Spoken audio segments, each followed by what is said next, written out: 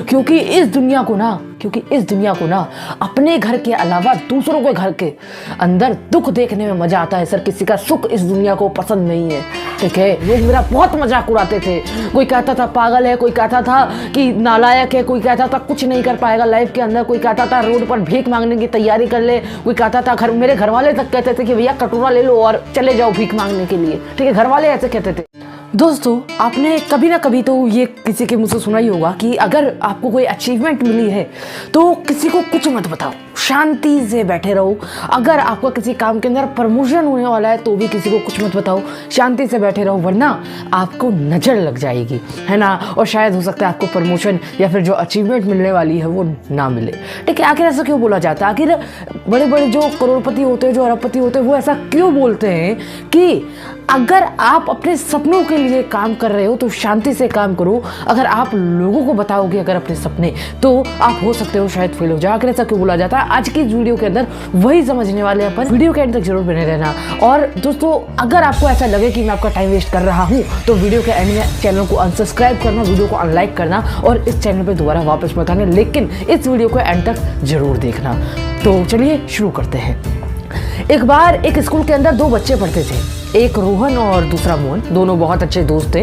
रोहन जो है हमेशा पढ़ाई के अंदर बहुत अच्छा रहा है। रोहन हमेशा स्कूल के अंदर जो है वो टॉप करता है, अपनी क्लास के अंदर टॉप करता है ना। लेकिन उसके अपोजिट, उसके विपरीत जो मोहन होता है वो पढ़ाई में बिल्कुल नालायक होता है। वो बहुत ही मुश्किल से जो है वो पास हो पाता है दोस्तों, ठीक है। मोहन दिन भर जो है अपने दोस्तों के साथ घूमकर आवारागर्दी करते रहता है। उसके अपोजिट रोहन जो है वो दिन भर बैठ के पढ़ते रहता है, ठीक है। और यही कारण है शायद जो रोहन है वो हमेशा टॉप करता है, ठीक है। एक बार की बात है, उनके क्लास के अंदर एक मैथ के टीचर आते हैं, ठीक है।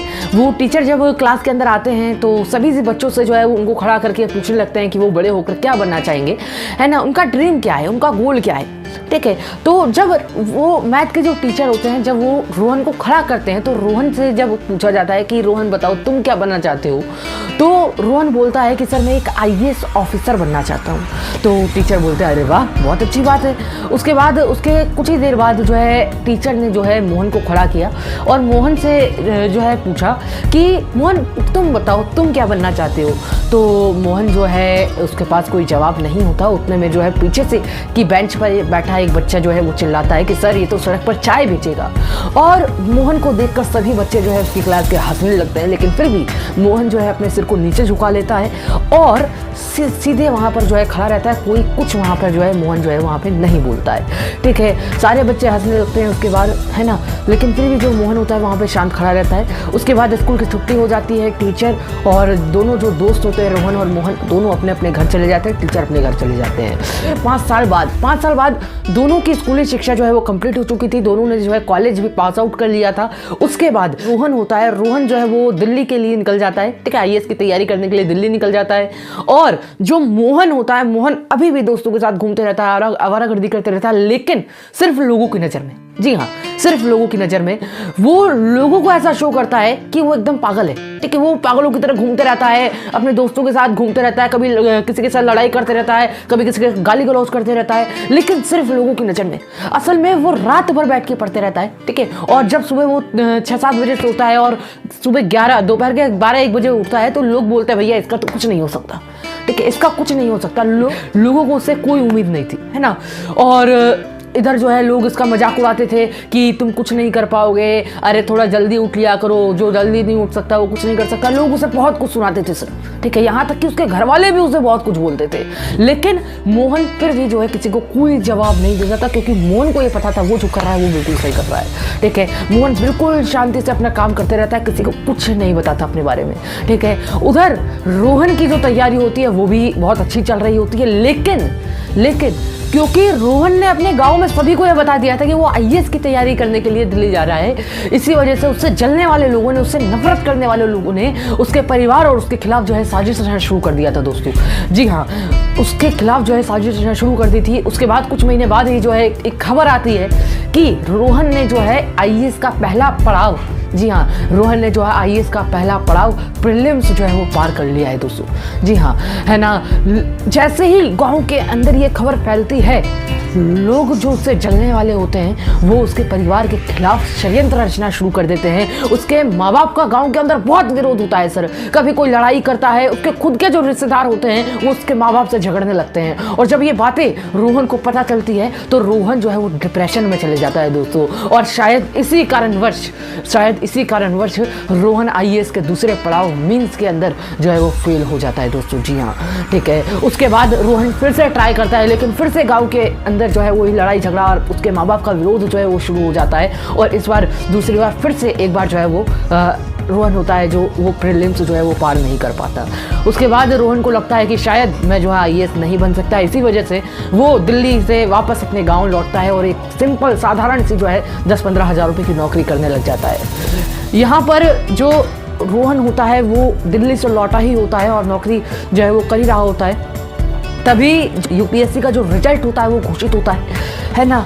और जब रोहन अखबार के अंदर जो पढ़ता है तो उसके अंदर वो जो देखता है रोहन, वो उसके होश उड़ जाते हैं, ठीक है। क्योंकि अखबार के अंदर एक ऐसे बच्चे की तस्वीर थी जिसको रोहन ने ना ही कभी पढ़ते हुए देखा है ना, और ना ही कभी उसको जोश में देखा। जी हाँ, उस अखबार के अंदर मोहन की तस्वीर होती है जिसने ऑल इंडिया रैंक 51 लाकर IPS की सीट हासिल की थी दोस्तों। जी हाँ, जब रोहन ये देखता है तो उसके जो होश होते हैं वो उसके होश उड़ जाते हैं दोस्तों, ठीक है। जब रोहन ये देखता है तो वो सोच में पड़ जाता है कि यार ये कैसे हुआ, ठीक है, ये कैसे हुआ, है ना। और वो अखबार को नीचे रखता है और सीधे मोहन के घर पहुंचता है। जब वो मोहन के घर पहुंचता है तो देखता है मोहन के घर के बाहर बहुत भीड़ लगी हुई है और जो लोग मोहन का कभी मजाक उड़ाया करते थे, उसे उल्टा सीधा बोला करते थे, वो उसके साथ फोटो खिंचवा रहे हैं, ठीक है। और रोहन मोहन के पास जाता है और रोहन पूछता है मोहन से कि कैसे किया भाई तूने।